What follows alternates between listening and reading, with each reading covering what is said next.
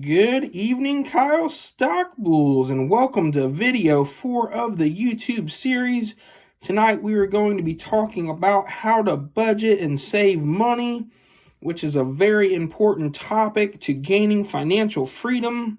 I talked about in the last few videos how it is very important to find an income source.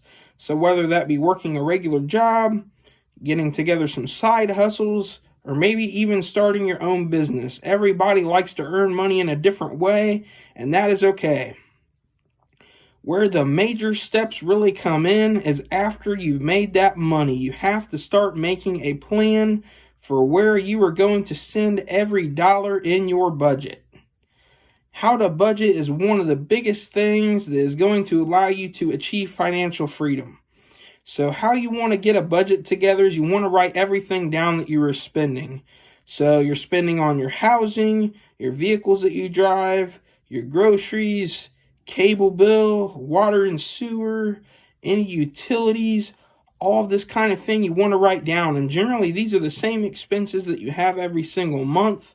So those stay a pretty constant part of the budget. Another thing you also want to write down is all of the discretionary money that you're spending. So maybe you go out to eat, spend some money on ice cream here and there, do some clothes shopping, all these different things you want to record as well so you can see where all of that money in your budget is going to. The three main areas that people can save quite a bit of money in their budget if they really look hard enough are going to be housing, vehicles, and groceries. And those are three expenses that most people have in common because we all have to have somewhere to live. We all have to have a car to drive to get back and forth to work.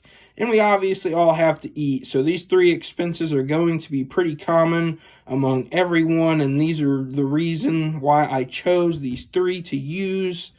Housing is a really pretty simple one.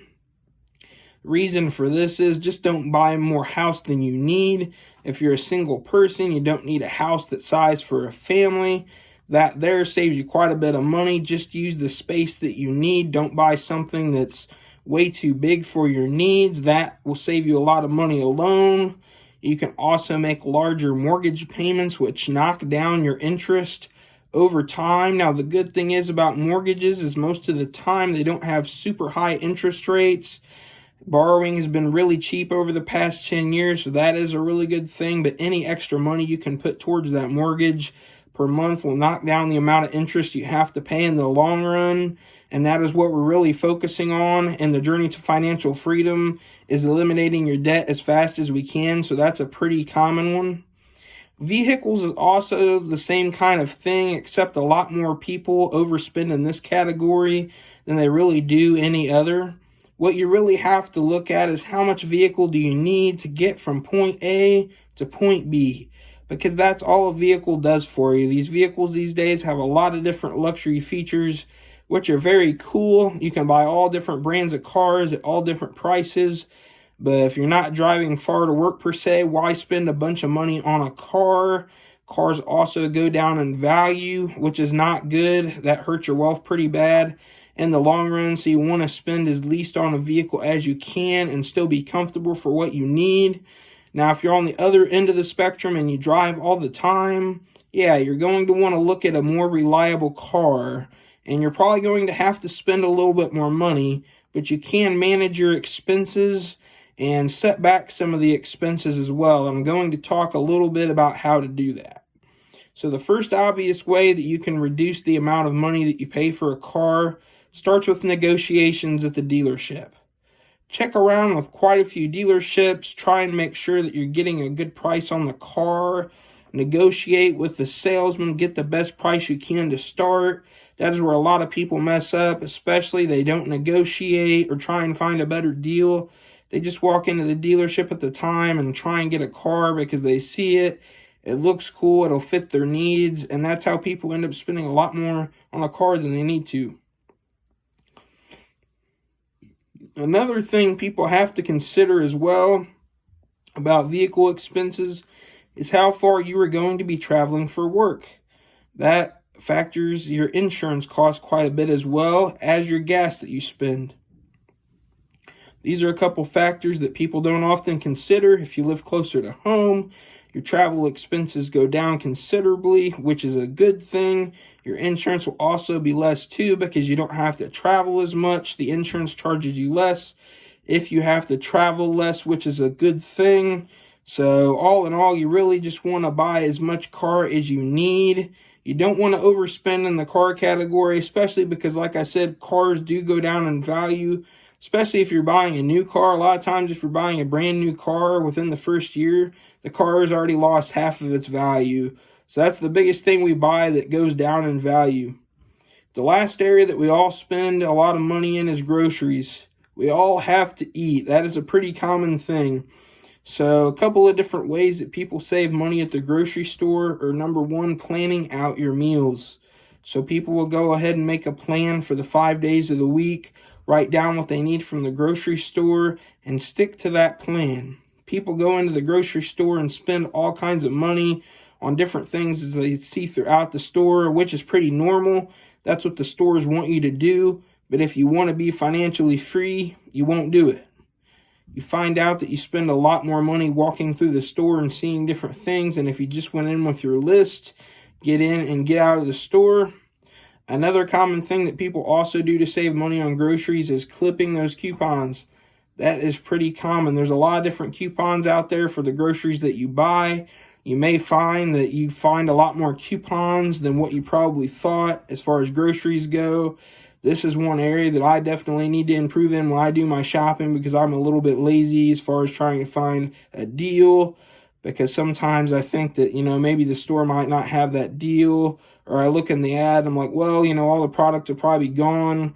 Those are a couple excuses that people make, and it's something I've done in the past, but it's an area of the budget that people spend a lot of money on. The last area you really want to look at, and a really important area, is your discretionary expenses. This is where a lot of your extra money goes to things such as eating out, spending money on ice cream here and there, purchasing clothes. These are all categories that people spend a lot more money on generally than they need to. Clothing is a big area. You can buy clothes that are going to work for you. They're not going to be the fanciest thing. They're not going to be designer name brands. But you can save a whole lot of money on clothes just by buying the basic essentials. Couple pairs of pants, couple shirts, keep it pretty simple. That will save you quite a bit of money on the clothing budget. Another area that people spend a lot as well is going to be on fast food. Fast food over time gets pretty expensive, especially if you do it every day. This is one area as well I definitely know I need to work on. I like to eat out a lot. I definitely like my burgers and fries, my chicken tenders. Who doesn't? We're all human. But that's just one area that people spend more money on, and they really don't think about it. And especially when people use credit cards on fast food meals, they've already done studies that prove when people use a credit card at a fast food place, they spend 100% more than if they paid in cash. That's something you have to keep in mind. Generally, what people do is they'll add an extra dessert to that. They'll supersize something. They'll maybe get a large drink, buy their friends. That's where a lot of the extra money goes in your budget. It's just little discretionary things that you buy day to day and don't really think about. Those are the three main areas where people spend a lot of money. So those areas are very essential to budget: your housing, your vehicles, and your groceries. And last of all, like I said, your discretionary spending is also very important because that's where a lot of your spare money in your budget goes. Thank you everyone for watching tonight's video. These tactics will help you save a lot of money in your budget. Once you're able to save a little bit of money and build up that savings, you will feel a lot better about your journey to financial freedom.